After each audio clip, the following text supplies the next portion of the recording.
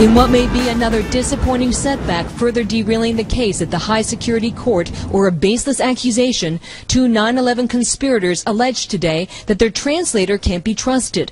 One of them telling the court, quote, "He was working at the black site with the CIA and we know him from there." The 9/11 defense attorneys claim there is a troubling pattern.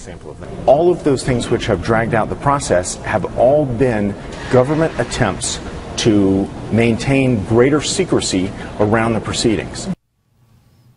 All right, ladies and gentlemen, boy, what a crazy situation going on. And joining us now is Adam Arias, retired Lieutenant Colonel in the U.S. Air Force, host of Waking Up with Don, and brother of Adam Arias, who was killed in the South Tower of the World Trade Center. Don, great to talk to you, sir. Thanks for having me, Steve. All right, well, tell us, I mean, these GITMO detainees, you know, this very important 9/11 hearing and trial, they're pulling all kinds of stuff, and now they're claiming that the interpreters that they are using were CIA employees at so-called black sites in the past? That is nonsense, Steve. You know, this is typical Manchester document behavior. The Manchester document, of course, was the Al-Qaeda handbook that was captured by the British police, which, by the way, you can download off the DOJ website. There's some redactions in there because they don't want to give anybody any tips. And it's taught to our military what this Manchester document is. And therein, you know, these guys are well-versed in what they need to do once they're captured. It even has instructions on how to make yourself sick with your own feces. You have to claim that you've been abused. You have to claim that you're being spied on. You have to claim that you've been tortured. And they've learned their lessons well. And that bears it out. So if James Connell has a problem with the delays in the trial, this is all his fault. I don't think he's being entirely truthful, nor is the defense team. What do you see? I mean, this has been going on for so long, and, you know, my God, you would think that, that justice would have been done by now.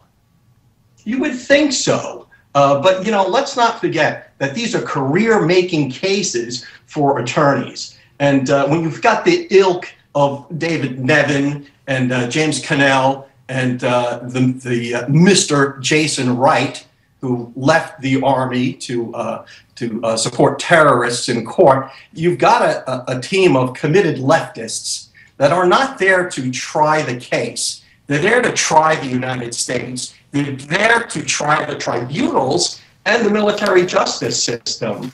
It's a terrible lie that the military justice system is somehow inferior. And all they're really doing is trying to sow seeds of doubt throughout. I mean, these accusations about FBI informants being planted in a defense team is just, it's a lie. Because when you've got a defense team that's leaking, you know, KSM's manifesto to the Guardian, to the British press, and nobody knows how it got there, there better well darn be an investigation. And that's what the FBI was trying to do when they approached a low-level security functionary in Fairfax, Virginia, about this case. So when they say someone was trying to be planted in a team, it's out and out a lot. Right, right.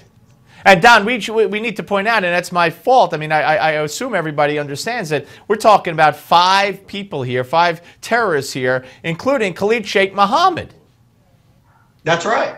And we're talking about the 5 9/11 terrorists. And this is going to grind on for years. And they're using every tactic that they have, both the self-confessed architects of 9/11 and this committed team of leftists on the defense team. Yeah, well, it's very, very sad, and thank you for speaking out. I know your brother is very proud, excuse me, very proud of what you're doing, and keep us informed and keep the spotlight on this, please, because the American public really has a right to know. Well, let's make sure, Steve, not to repeat the lies. When they say they've got an FBI informant planted in the defense team, it never happened. No, absolutely. We got to understand where it's coming from. All right, thank you very much, Don. Appreciate you coming on.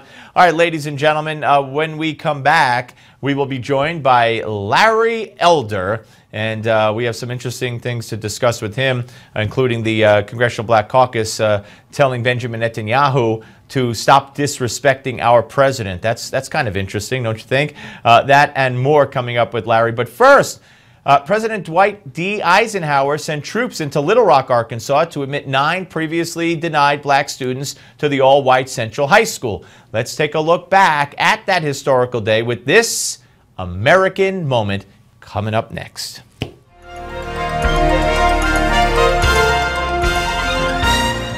The 1954 U.S. Supreme Court's decision, Brown versus the Board of Education, declared all laws establishing segregated schools to be unconstitutional. As with the majority of southern cities, Little Rock, Arkansas's Board of Education agreed to comply with the court's ruling.